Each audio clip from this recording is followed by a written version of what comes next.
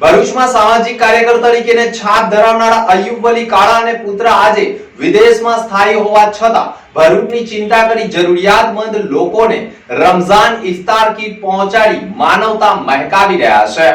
ભરૂચ જિલ્લામાં સામાજિક કાર્યકર તરીકે છાપ ધરાવનાર અને અકસ્માત હોય કે નદીમાંથી લાશ બહાર કાઢવાની હોય કે ઇમરજન્સીમાં કોઈ પણ ગંભીર રીતે ઘવાયેલા ઈજાગ્રસ્તને સમયસર હોસ્પિટલ પહોંચાડવામાં 108 તરીકે સેવા આપી ચૂકનાર અયુબ વલી કાળા આજે પોતાના પરિવાર સાથે વિદેશમાં સ્થાયી રહ્યા છે, છતાં પોતાના વિસ્તારની ચિંતા કરવાનું ચૂકતા નથી।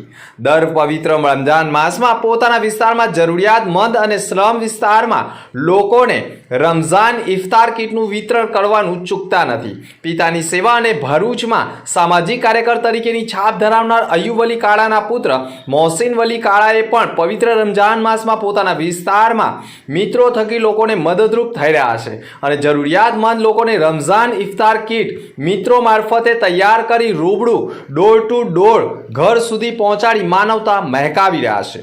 તમામ લોકોને બંને પિતા પુત્ર પવિત્ર રમઝાન માસની મુબારકબાદી પાઠવી રહ્યા છે।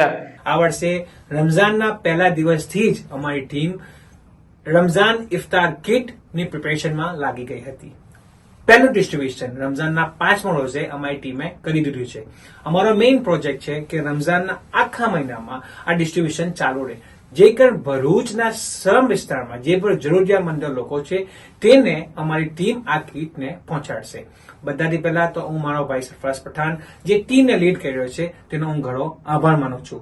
એટલું જ નહીં, સુફી કાઉન્સિલ ઓફ ઇન્ટરનેશનલ્સ આ વર્ષે અમારી સાથે જોડાઈ ગઈ છે અને કેનેડિયા વાસીઓએ જે મારી પર વિશ્વાસ મૂકીને મને જે હેલ્પ કરે છે તે બધાનો બી હું ઘણો આભાર માનું છું।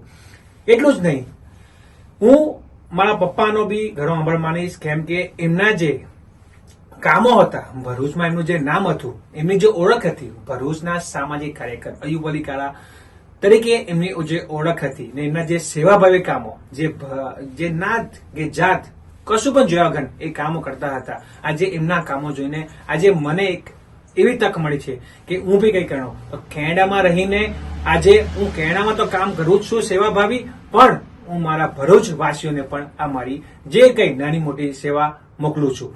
ફૂલ નહીં તો ફૂલની પાકડી એ જ સમજીને આજે હું એમની મદદ કરું છું।